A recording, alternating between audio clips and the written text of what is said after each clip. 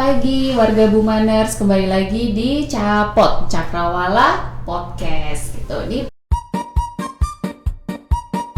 perdana kita syuting yang pakai video. Biasanya teman-teman Bumaners hanya mendengarkan suara-suara kita gitu ya, yang tanpa ada wajah-wajah gitu. Nah, hari ini kita perdana production gitu ya, atau recording podcast pakai menampilkan wajah-wajah cantik dan tampan nanti kita gitu. Nah, kita hari ini kedatangan salah satu sosok manajer perempuan di Buma yang stronger, beautiful, brain beauty behavior gitu. Siapa lagi? Ayo coba kita sambut Ibu Titi.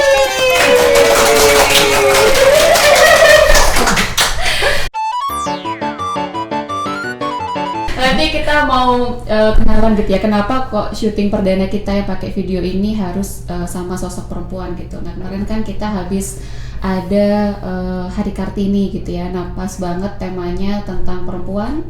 Terus kemarin kita juga 3B gitu ya, halal bihalal, temanya juga tentang wanita gitu ya, wanita pekerja. Nah, kita juga menghadirkan sosok leader, woman leader yang ada di Buma, pas banget dengan bertepatan dengan Hari Kartini. Ibu Dian Titisari, manajer Mind Engineering. Selamat datang Ibu di Capot. Makasih Mbak Sinta. Gimana Bu, ikut podcast kita yang pertama, deg-degan atau kayak oke, aku akan tampil gitu? Gimana ya? Ya deg-degan ada sih. Deg-degannya bukan karena Mbak Sinta juga nih. Enggak dong, pasti karena sama kamera. Harusnya kamera kita tutup aja ya, kita kayak gibah aja. Enggak lah. Oke. Bu Titis, kita mungkin pengen ngobrol-ngobrol gitu ya Bu, sepak terjang Ibu selama di Buma. Ibu tuh di Buma 20 tahun ada Bu? Kayaknya ntar lagi 20 tahun. Ibu masuk di Buma tahun berapa? Masuk Buma itu 6 Juli 2004. Waktu itu masih BMDP tuh. Oh Ibu Bu Titis jebolan BMDP pertama? Iya. Pertama Buma? Iya, manusia purba berarti ya. Keren. Sekarang BMDP kita itu angkatan 37 ya. Udah lama banget, berarti 20 tahun angkatan pertama. Boleh diceritain gak Bu, pengalaman Ibu mulai dari BMDP, kayak apa sih yang menginspirasi Ibu sehingga jadi sosok yang seperti sekarang? Oke, ini kan BMDP pertama itu Juli 2004. Nah, waktu itu programnya sebenarnya mirip kayak yang sekarang ya. Cuma jangka waktunya 6 bulan. Oh, waktu itu pendek aja ya. Nah, waktu itu Buma masuk ke kampus tuh.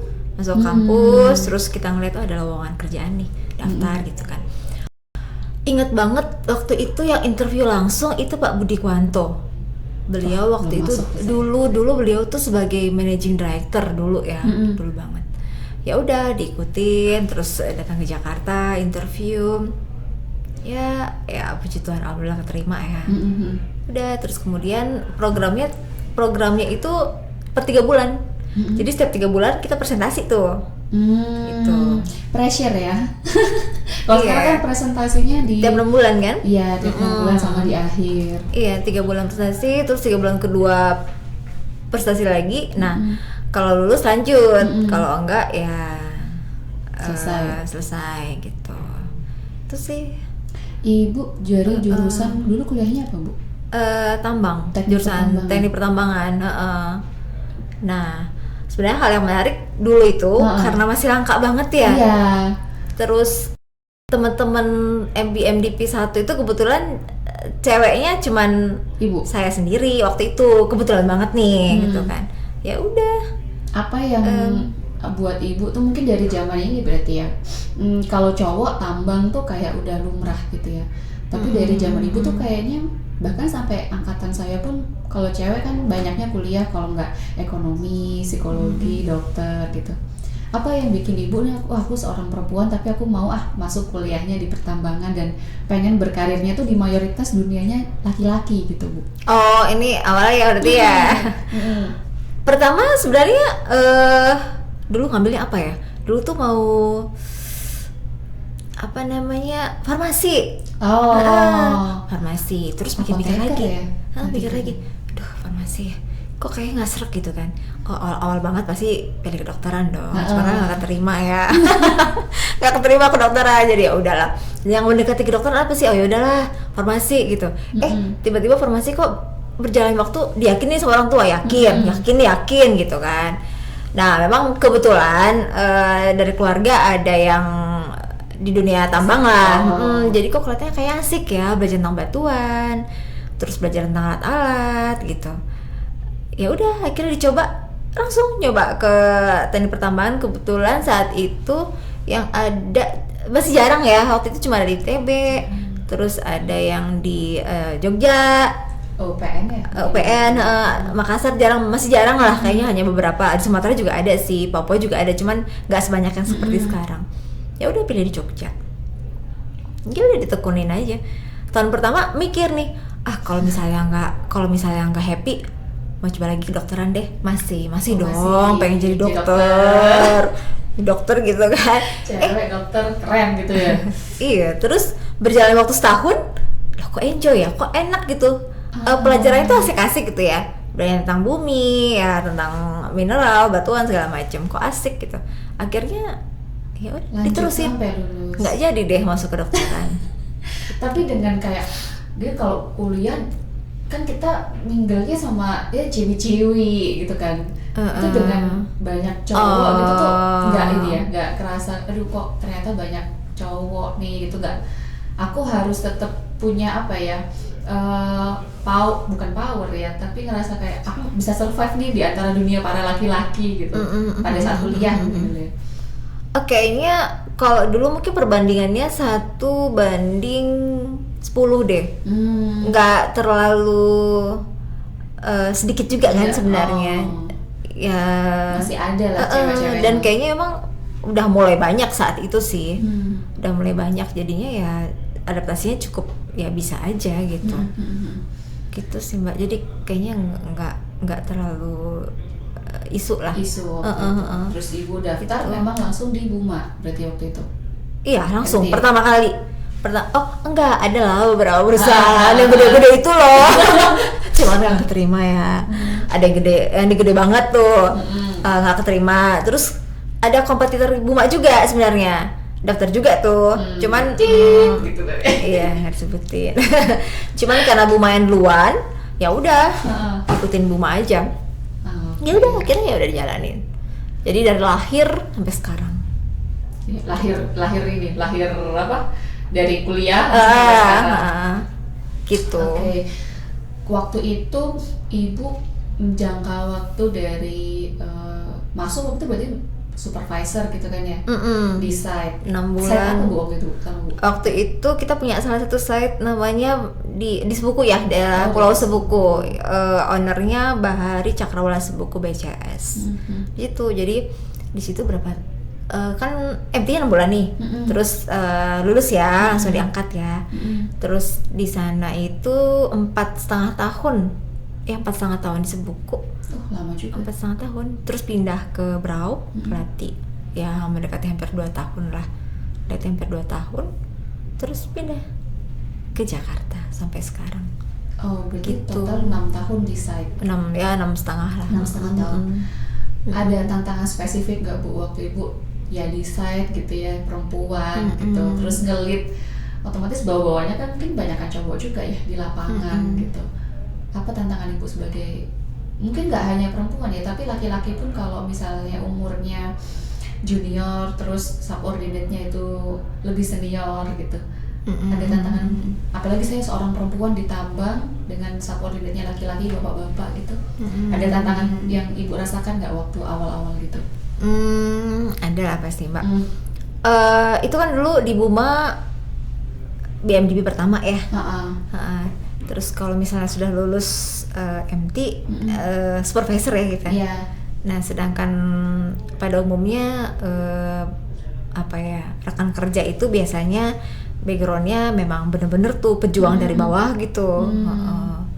Nah ya itu tantangan sih dengan kesenioritasan tim yang ada gitu kan, gimana kita cara beradaptasi, itu yang pertama. Tapi berjalannya waktu sih cukup lah, udah bisa diterima. Yang penting gimana kita menyesuaikannya ya, itu aja. Terus yang kedua memang kalau dunia tambang ini keterbatasannya adalah apa ya, waktu gitu. Maksudnya siang sama malam kadang-kadang mesti dibedain gitu, beda sama teman-teman pria pada umumnya gitu kan. Kalau teman-teman pria kan misalnya mereka mau coba observasi di malam, nggak ada isu gitu. Memang kalau di kita mungkin sampai sekarang ya kita memang perlu memposisikan diri gitu pada saat di malam seperti apa. Nah itu kan ada kebijakan perusahaan. Nah itu kalau malam oke aja, nggak apa-apa dilakukan, tapi harus ada pendamping. Itu aja sih bedanya Mbak. Ya itu aja beda sama siang. Kalau siang kita lebih fleksibel, kemana-mana udah nggak ada batasan lah ya. Cuma kalau malam mesti ada pendamping gitu. Ada trik nggak Bu waktu itu misalnya nanti biar ini kan banyak juga ya MT udah mulai banyak yang cewek-cewek dari tambang gitu. Cara komunikasi itu kan jadi satu hal yang ini sekarang ya. Masih menjadi satu yang isu gitu ya. Apalagi mungkin perempuan gitu di tambang kadang kan mungkin ada lah yang catcalling gitu ya, yang kayak Mbak gimana gitu kan, ibaratnya kan ada cewek sendiri masuk di dunia laki-laki gitu. Nah gimana cara ibu untuk satu mungkin membentengi diri gitu ya, terus kedua mungkin menunjukkan oke ini kita bekerja sebagai seorang profesional, saya perempuan tapi saya profesional gitu. Ada mungkin tips trik gitu dari ibu selama lama di site gitu Bu? Sebenarnya sih kayaknya biasa aja ya, maksudnya nggak ada yang perlu bener-bener kita pikirkan terus kita aduh gimana strateginya ya, nggak juga sih, biasa aja gitu.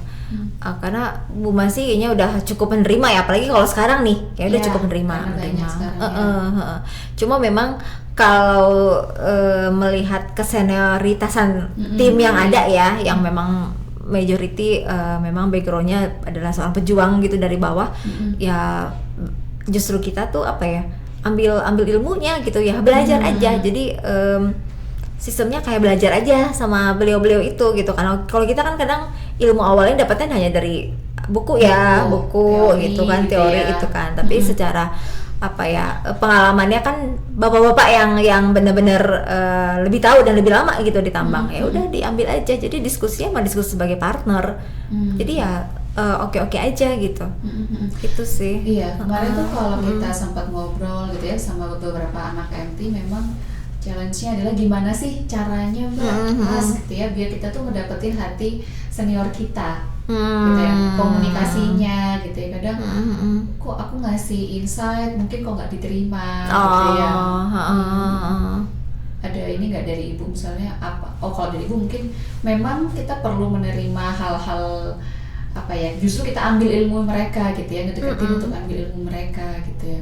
Iya sih ya, kadang mungkin tantangannya ada ya pada saat tadi misalnya kata Mbak Sinta insight-nya nggak diterima, kadang mereka butuh pembuktian juga sih. Iya kan. Nah ya pembuktian nggak bisa cepet kan, tapi maksudnya berangsurnya waktu. Pertama terlibat full aja gitu, support full itu biasanya tuh, support full di kalau teman-teman MT ya, support full aja di tim gitu.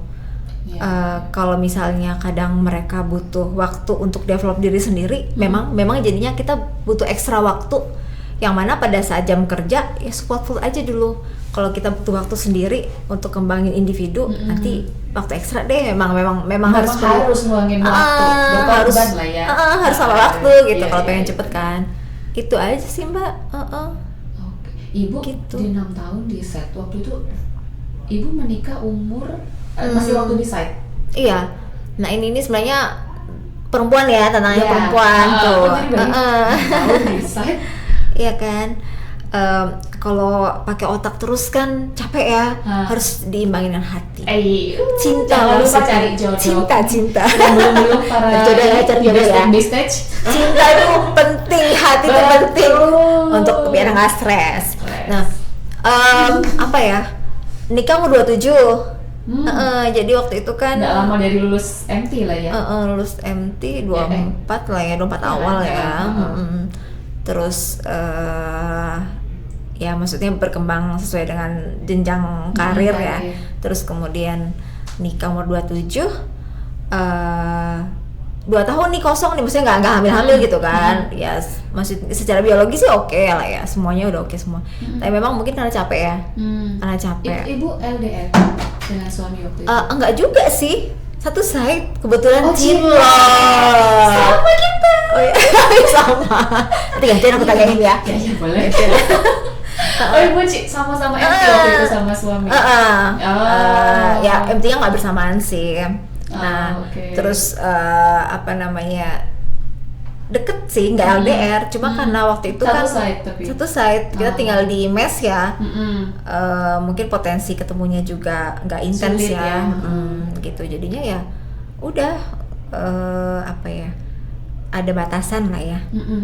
Terus kebetulan saya pindah set duluan, suami masih di set lama gitu, karena kan harus mutasi kan, ya kan, kita kan harus menerima diposisikan di mana aja, di lokasi mana aja. Betul. Ya udah akhirnya pindah ya jauh juga sih. Walaupun ketemu lagi gitu, Buma itu baik banget, jadi kadang menyatukan dua sejoli ini barengan terus. Buma Luar itu, biasa loh.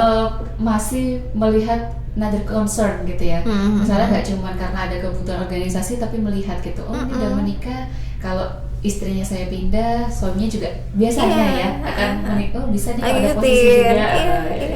Itu luar biasa. Opportunity Itu ya kelebihan yang buat terus kita, jujur ya, Buma ini terlalu baik kadang-kadang, jadinya banyak yang diperhatiin ya, banyak perintilan yang di belakang itu. Iya Benar. perhatiin, kalau kita kerjanya baik pasti disupport gitu, jadinya ya betah banget sampai sekarang.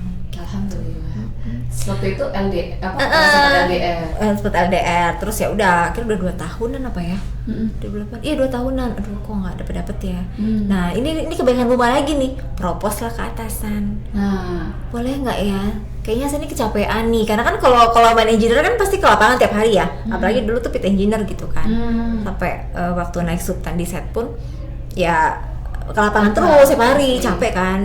Ya mungkin jalan tambangan kan nggak seperti jalan aspal ya, segala macem. Ya udah akhirnya diputuskan pindah ke HO, di proof tuh itu nggak lama loh. Bener-bener pertimbangannya luar biasa atasan waktu itu ya, atasan sekarang juga sih ya, maksudnya pertimbangan karena memang pengen punya keturunan gitu kan, punya program pindah ke head office dengan gitu. Suami waktu itu. Enggak, Oh, ibu suami aja. tetap aja gitu, suami tetap di site. Jadi pindah ke Jakarta, kayaknya misalnya pengajuannya setahun kemudian pindah sih, langsung cepet lah, nggak nyampe setahun. Nggak nyampe setahun. Pindah ya, terus Ada. butuh setahun stay di head office, terus ya dikaruniai anak gitu. Jadi tahun keempat Terus tapi bapak masih di ya, bapaknya sih kemana-mana, nggak apa-apa, yang penting ibunya. Gitu sih Mbak. Ya perjuangan ya waktu itu. Gimana cara itu. Aku penasarannya gitu ya, karena kan kalau aku masuk kan memang dari awal di HO gitu ya Bu ya, suami yang di site gitu. Itu pun kita memang ke-trigger gitu ya, kayak aduh kok capek gitu ya kalau jauh-jauhan terus gitu. Nah, satu, kita sebagai perempuan kan mikirnya gini ya, aku harus tetap bekerja gitu ya, entah itu apapun reasonnya ya, misalnya memang aktualisasi diri, pengen ya aku nggak mau dong udah kuliah nggak bekerja gitu ya, atau memang karena kebutuhan finansial gitu ya. Jadi waktu itu melihatnya gitu ya, saya pengen menjalankan 2 role gitu. Ibu sekarang udah punya anak-anak juga gitu ya, pengen tetap sebagai wanita yang bekerja, termasuk juga masih mengurus rumah tangga gitu. Apa sih Bu pertimbangan dan challenge yang Ibu hadapi dengan 2 role ini gitu? Pertimbangannya ya, kayak itu kan sulit ya ngejalanin 2 peran sekaligus gitu. Yang pertama ya, karena emang kadang ya, bukannya kita egonya tinggi, enggak, tapi kadang kita hidup itu, kalau saya gini, kita hidup itu sebisa mungkin nggak tergantung even sama suami. Itu pertama. Memang semuanya jalannya Tuhan, tapi kalau ada apa-apa misalnya gitu ya. Kemudian terpisah, entah karena apapun itu alasannya, kita masih bisa hidup sendiri dan cukup bisa mandiri itu ya, gitu sih. Nah memang nggak harus bekerja sebenarnya, nggak harus bekerja, tapi memang mungkin punya kemampuan yang lain ya, seperti punya skill lain, misalnya dia pintar menjahit atau pintar masak, terus segala macam lah keahliannya, itu oke aja. Kebetulan saya ini kurangnya itu gitu loh Mbak. Jadi dan kalau bekerja happy aja, selama ini happy aja, mesti dijalanin dengan penuh dengan apa ya, susah ya, kadang susah tapi ya cukup happy aja gitu ngejalanin. Jadi ya udah jalanin aja terus gitu. Itu sih masa yang utama ya, supaya tetap mandiri gitu. Bisa bantu keluarga juga gitu kan, bisa bantu suami juga gitu. Waktu ibu gitu punya sih. anak terus ibu promosi tahun Promosi apa tuh Mbak? Kesultan? 2008 Januari, itu sebelum menikah. Oh sebelum menikah. Pas punya anak setelah enggak ya, sebelum manajer ya? Sultan pas di sini, Sultan pas di Jakarta office ya. Ada gitu. tantangan ini nggak Bu? Makin jabatannya makin naik kan, accountability-nya, responsibility-nya makin naik gitu ya. Ketika punya anak, gimana cara ibu bagi waktu? Iya. Sebenarnya gini, pertama tantangan lagi yang kedua buat perempuan ya, kadang-kadang kan kita hamil mungkin udah ada, aduh kadang nggak enak kerja segala macam ya, tapi berusaha mungkin lah, berusaha sedemikian mungkin profesional ya tetap gitu. Ya syukur alhamdulillah waktu hamil hampir nggak ada isu tuh, baik-baik aja gitu, maksudnya kehamilannya nggak yang apa ya jadi lemes gitu ya, untung aja enggak gitu. Nah tapi kan melahirkan 3 bulan cuti. Terus kebetulan saya punya anak pertama sama anak kedua tuh bedanya 1,5 tahun. Oh deket, jadi baru melahirkan. Sekali dikasih langsung dadar. Baru melahirkan. 9 bulan kemudian hamil lagi. Itu tuh berkat banget lah. Udah lama nggak punya anak, sekali punya anak cepet.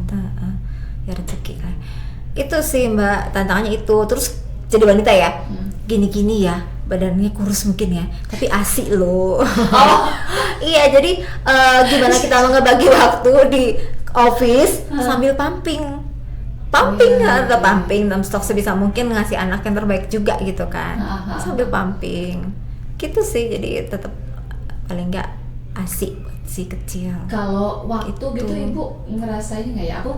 Aku sekarang belum ada gitu ya anak gitu, cuman mulai mikir gitu kan.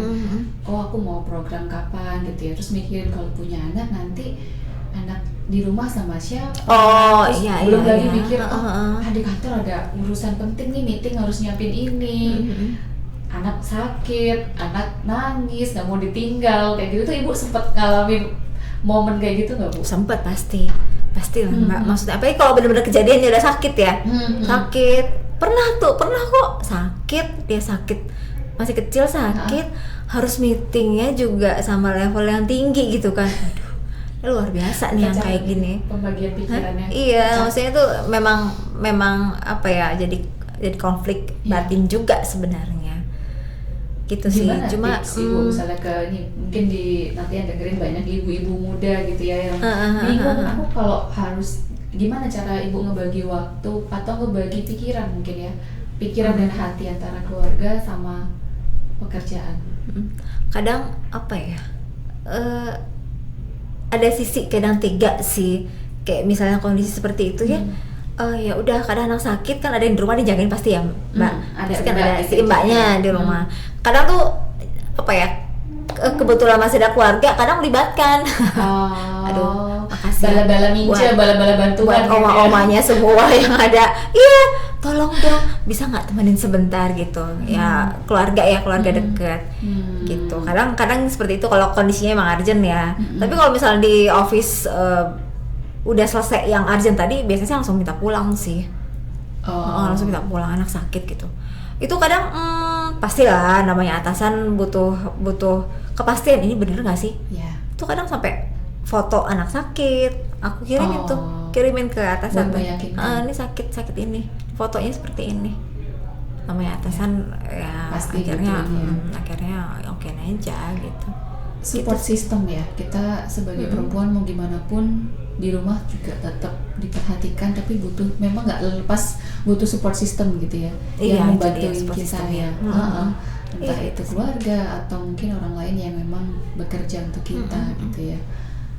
Gitu sih Mbak. Pusing Memang banget ya mikirin. eh Ya aku bayangin, maksudku ibu kan salah satu apa ya, aku pun memodelkan gitu ya, karirnya oke, keluarga juga oke gitu, nggak ada isu yang gimana gitu ya. Jadinya ini mungkin jadi masukan juga gitu ya ke kita semua perempuan-perempuan gitu ya, yang balance gitu ya, maksudnya anaknya keurus, suami keurus, pekerjaan, karirnya juga ibu bagus gitu. Ibu, ya kan? Ya. sebenarnya yang paling penting support suami sih ya. Oh, benar. Suami, kalau suaminya udah ini nggak mungkin kan. PR-nya bukan cuman kitanya yang harus bagus, cari suami yang bagus, guys. Memilih pasangan adalah, kalau kata ini mau Ayunda tuh keput big decision katanya. Oh iya. Ya dong. Kalau suami kita walaupun baik tapi nggak support karir kita gitu tuh, Iya. mungkin sulit ya. Iya sih. Mungkin terakhir, sosok perempuan atau wanita yang menjadi inspirasi ibu sehingga jadi yang seperti sekarang siapa, Bu? Sosok wanita ya. Sebenarnya kalau sosok sih banyak yang dijadiin. Kalau sosok wanita, saya lebih ini sih ya Mbak ya. Maksudnya suka orang yang memimpin dengan kasih sih. Walaupun bukan, sekali lagi bukan hanya di pekerjaan ya, tapi mungkin di bidang sosial atau dimanapun juga. Selama ini masih kepegang masih Mother Teresa gitu, karena beliau itu banyak memimpin orang, banyak ngarahin ya, tapi dengan kasih gitu. Walaupun di satu sisi kalau kita lihat beliau juga ketegasan ada ya, yang terutama bukan apa ya, kadang kita ngeliat perasaan, tapi kalau kita sekarang ada di dunia profesionalisme, pertama bahas logika dulu gitu loh, gitu sih, tetap logika dulu yang jalan. Logika dan empati gitu mungkin ya. Iya, apalagi kita wanita ya, bedanya sama pria pada umumnya, lebih besar hatinya biasanya. Kita berempati dulu. Gitu sih. Mungkin sebelum kita closing capot kita gitu, nggak kerasa ya udah berapa menit ini guys? Aduh, mau apa 1 jam ya Bu? Mau kita tambahin nggak? Ganti nanti aku sama Mbak Sinta. Oh iya, nanti MC-nya mungkin dong. Bu Titis, terus saya narasumbernya ya. Iya. Ada yang mau Ibu sampaikan nggak buat Bumawati Srikandi Buma? Bagaimana tetap balance gitu ya ketika bekerja, karir moncer, keluarga moncer. Iya dong, kan kita menghadirkan yang memang berhasil dulu di segala aspek gitu. Yang pertama mungkin jangan terlalu stres kali ya, maksudnya pastilah role yang dipegang logika nih. Tadi logika apa ya, dipakai semaksimal mungkin, seoptimal mungkin otak maksudnya ya, tapi dimain sama hati gitu. Kalau manusia itu ya, kalau hanya logika yang jalan, maksudnya otaknya aja berpikir tapi hatinya atau cintanya dikit, aduh kayaknya hidupnya kurang bahagia deh, nggak berwarna. Iya, jadi mesti hatinya itu harus besar. Hati besar tuh biasanya orang cintanya besar sama keluarga terutama ya. Gitu sih, jadi pasti akan balance. Kalau yang belum menikah, tadi pertama udah ketawa-ketawa aja. Udah ketawa-ketawa ya, ini belum menikah semua ini ya. Belum menikah semua. Makanya ini temanya buat mereka sebenarnya ini. Di balance, jangan kerja mulu. Iya dong, pakai hati, cari jodoh. Terus cari calon jodohnya yang support kita. Iya ya. dong. Biar urusan karirnya juga disupport, urusan rumah tangga mungkin mau gantian gitu ya. Iya kan? Ya kadang-kadang disupport pasti kondisi-kondisi yang kita butuh, benar-benar bisa nggak ya gantiin bantuan suami dan juga istri. Terus karirnya juga otomatis akan, mungkin kerjanya jadi lebih tenang ya, jadi lebih fokus. Iya sih. Contoh lah, sudah 2 kali promosi. Loh iya dong, dari MT sampai jadi manajer kan cucok meong berarti. Gitu, oke. Kak, kerasa udah, saya sih nggak kerasa, Ibu kerasa nggak? Lama nggak? Bosan nggak Bu? Nggak dong? Enggak, lihat Mbak Sinta nggak bosan lah. Kita berarti capot lagi ya dengan tema yang berbeda. Oke, begitu capot kita kali ini para Bumaners. Nanti kita jumpa lagi di capot-capot berikutnya dengan tema-tema yang juga nggak kalah menarik. Terima kasih banyak Ibu pun rumah tangga dari Ibu Titis. Bye-bye. Terima kasih. makasih.